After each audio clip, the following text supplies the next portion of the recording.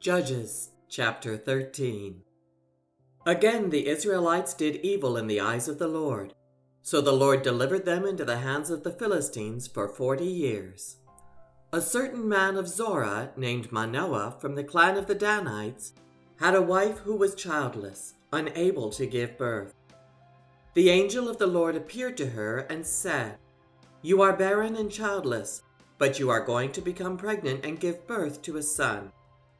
Now see to it that you drink no wine or other fermented drink, and that you do not eat anything unclean. You will become pregnant and have a son whose head is never to be touched by a razor, because the boy is to be a Nazirite, dedicated to God from the womb. He will take the lead in delivering Israel from the hands of the Philistines." Then the woman went to her husband and told him, "A man of God came to me. He looked like an angel of God, very awesome. I didn't ask him where he came from, and he didn't tell me his name.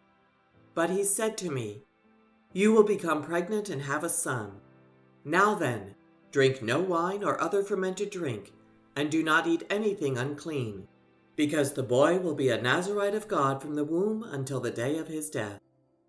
Then Manoah prayed to the Lord, 'Pardon your servant, Lord. I beg you to let the man of God you sent to us come again, to teach us how to bring up the boy who is to be born.' God heard Manoah, and the angel of God came again to the woman while she was out in the field. But her husband Manoah was not with her. The woman hurried to tell her husband, 'He's here, the man who appeared to me the other day.' Manoah got up and followed his wife. When he came to the man, he said, 'Are you the man who talked to my wife?' 'I am,' he said. So Manoah asked him, 'When your words are fulfilled, what is to be the rule that governs the boy's life and work?' The angel of the Lord answered, 'Your wife must do all that I have told her. She must not eat anything that comes from the grapevine, nor drink any wine or other fermented drink, nor eat anything unclean. She must do everything I have commanded her.' Manoah said to the angel of the Lord, 'We would like you to stay until we prepare a young goat for you.' The angel of the Lord replied, 'Even though you detain me, I will not eat any of your food. But if you prepare a burnt offering, offer it to the Lord.' Manoah did not realize that it was the angel of the Lord. Then Manoah inquired of the angel of the Lord, 'What is your name, so that we may honor you when your word comes true?' He replied, 'Why do you ask my name? It is beyond understanding.' Then Manoah took a young goat, together with the grain offering, and sacrificed it on a rock to the Lord. And the Lord did an amazing thing while Manoah and his wife watched. As the flame blazed up from the altar toward heaven, the angel of the Lord ascended in the flame. Seeing this, Manoah and his wife fell with their faces to the ground. When the angel of the Lord did not show himself again to Manoah and his wife, Manoah realized that it was the angel of the Lord. 'We are doomed to die,' he said to his wife. 'We have seen God.' But his wife answered, 'If the Lord had meant to kill us, he would not have accepted a burnt offering and grain offering from our hands, nor shown us all these things or now told us this.' The woman gave birth to a boy and named him Samson. He grew, and the Lord blessed him. And the Spirit of the Lord began to stir him while he was in Mahane Dan, between Zorah and Eshtaol. Judges chapter 14. Samson went down to Timnah and saw there a young Philistine woman. When he returned, he said to his father and mother, 'I have seen a Philistine woman in Timnah. Now get her for me as my wife.' His father and mother replied, 'Isn't there an acceptable woman among your relatives or among all our people? Must you go to the uncircumcised Philistines to get a wife?' But Samson said to his father, 'Get her for me. She's the right one for me.'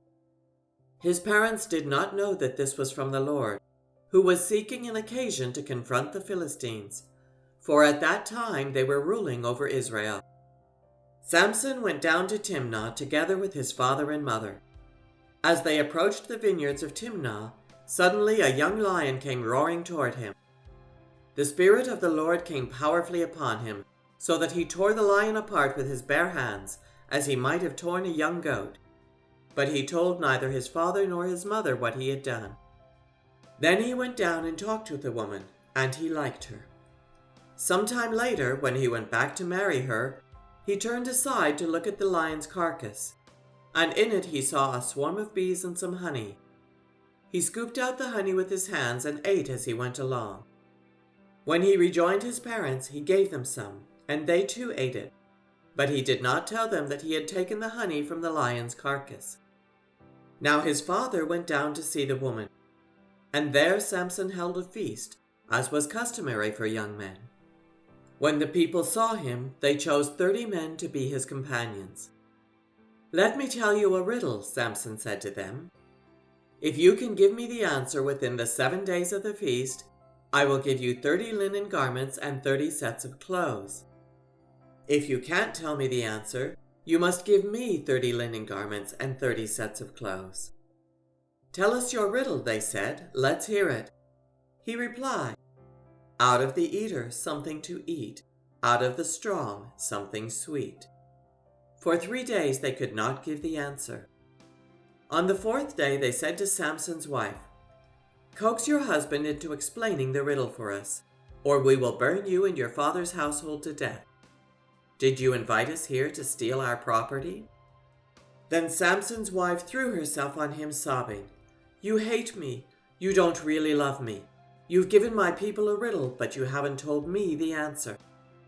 "I haven't explained it to my father or mother," he replied, "so why should I explain it to you?" She cried the whole 7 days of the feast. So on the 7th day he finally told her, because she continued to press him. She in turn explained the riddle to her people. Before sunset on the 7th day the men of the town said to him, "What is sweeter than honey? What is stronger than a lion?" Samson said to them, "If you had not plowed with my heifer, you would not have solved my riddle." Then the Spirit of the Lord came powerfully upon him.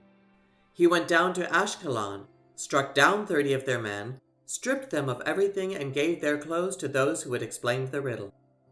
Burning with anger, he returned to his father's home, and Samson's wife was given to one of his companions who had attended him at the feast.